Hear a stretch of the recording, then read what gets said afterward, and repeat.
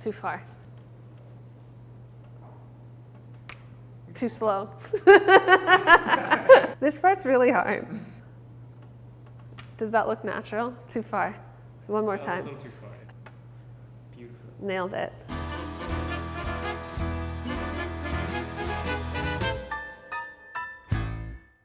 Hi, welcome to Cookie Week. I'm Sohla El-Waylly at the New York Times Cooking Studio, and today I'm going to show you how to make my Rainbow Rave Cookies out of my book.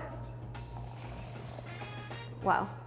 So I wanted a cookie that you can make instantly, that doesn't need creaming or chilling or any time at all. So this is the cookie that you eat when you want a cookie, like right now. So the batter comes together in one bowl. It uses melted butter, so you get more of like a dense, chewy cookie that's really nice with all of the crunchy candy mix-ins. You can change up the mix-ins. If you don't want to do the M&Ms and the sprinkles, add anything you want.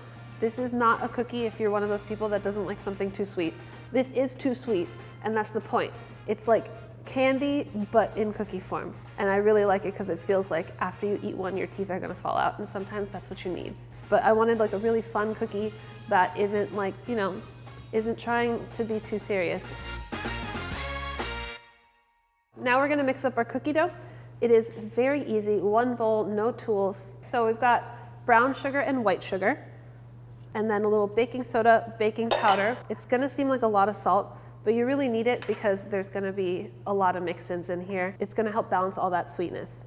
And we're gonna mix that up with melted butter. The melted butter is gonna make the dough really dense and chewy, which is what we want. And we're just gonna stir it up, and it's gonna come together and kind of look like wet sand. I really like to add the leavenings at this point. I know some recipes have you whisk it into the dry, but I feel like it's like a little bit harder to evenly distribute. And once you add your flour to your mix, with most pastry recipes, you don't want to overmix once you get the flour in there, but at this point we don't have to worry about that, so we can really take our time and mix and make sure all of our leavening is evenly distributed. Okay, so we've got this kind of wet mixture, and I'm gonna grab my egg from the fridge. I want a cold egg for this, because I find that it helps the mixture come together a bit better than if it was room temperature. When I want a lot of air incorporated into my either cookie dough or cake batter, I'll use room temperature ingredients, but here, we want it to stay nice and dense. And you can see once you add that egg, that whole mixture gets kind of creamy. And now I'm gonna add my extracts. There's a lot of extracts going on here, and I think it's really key to the flavor. I really want this to taste like a box cookie. And the secret to that box cookie flavor is this trio of extracts. So we've got pure vanilla extract, imitation vanilla, and a touch of almond extract. And something about that mixture makes everything taste like Hostess or Pillsbury or Betty Crocker. If you are a fan of these flavors, I think it's worth having a bottle of imitation vanilla extract around. I think that it gets a really bad rap. I think it has a really delicious flavor. It's just really bad branding. I would call it 90s nostalgia in a bottle, right? So go for it. Now at this point, if you need your cookies right away, just proceed with the recipe. But if you have like half an hour, you can let this mixture hang out. It's gonna help the sugar dissolve a bit, and it's gonna make the cookie even chewier. But if you don't have time, you can skip it. It's like an optional step if you wanna level up the chewiness. So if there's any like lumps of brown sugar, now's the time to work it out. You can't overmix yet because there's no flour. This is our base dough. This is a really simple drop cookie dough that you can do anything with. So get crazy. I'm really inspired by Christina Tosi. I think she's the first person that got really wild with cookies. She loves just using everything from the bodega inside of a cookie. So you can do that here, just like add some tortilla chips, corn nuts. I don't know, what else could you put in here? Chopped up Rolos, whatever the hell you're feeling. And now we're gonna add our mix-ins. We've got our rainbow sprinkles. I like the mini M&Ms, okay? Because I want that high ratio of candy coating.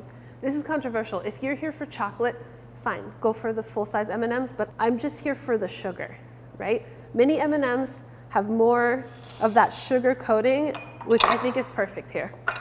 The real move is to go after a holiday. Like after Valentine's, when they have leftover Valentine's Day candy and the aisles are looking kind of sad, just like snap all that up and throw it in this cookie dough.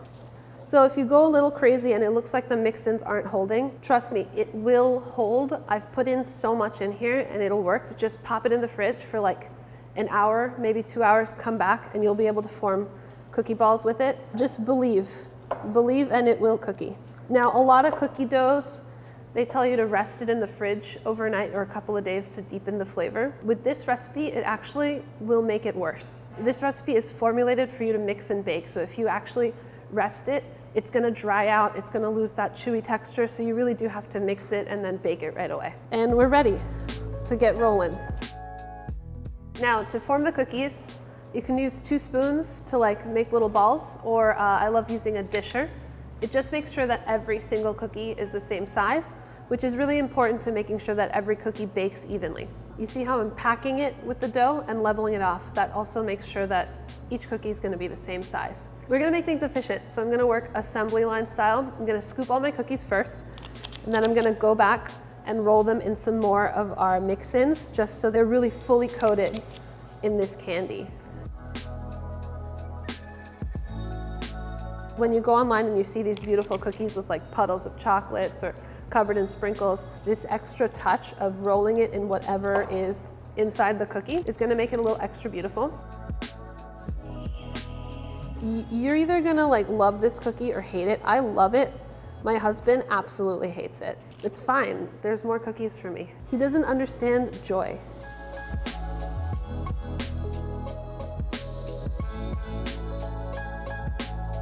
I know that in the reviews, people are gonna be like, there's so much sugar in these. That's the point.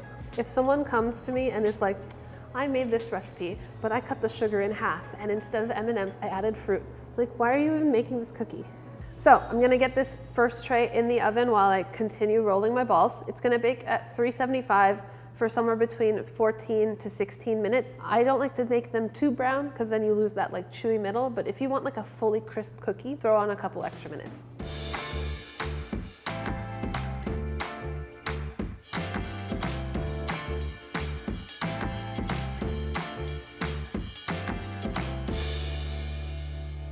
Okay, it's finally time. It smells incredible. You get that combo of the vanilla with the vanilla and the almond extract, and it's my favorite part. Sprinkles have an aroma, you know? And we're getting a lot of that. Oh my God. It's so aromatic and nostalgic, and it's just like so sweet and so crunchy from all the sugar. I'm already like bouncing off the walls. I love this cookie. If it's a little too much rave for you, you know, add whatever mix-ins you want, but I think it's perfect. And we're gonna have it with classic cow's milk. It would be so weird to make this and then dunk it in soy milk. That's just not right, you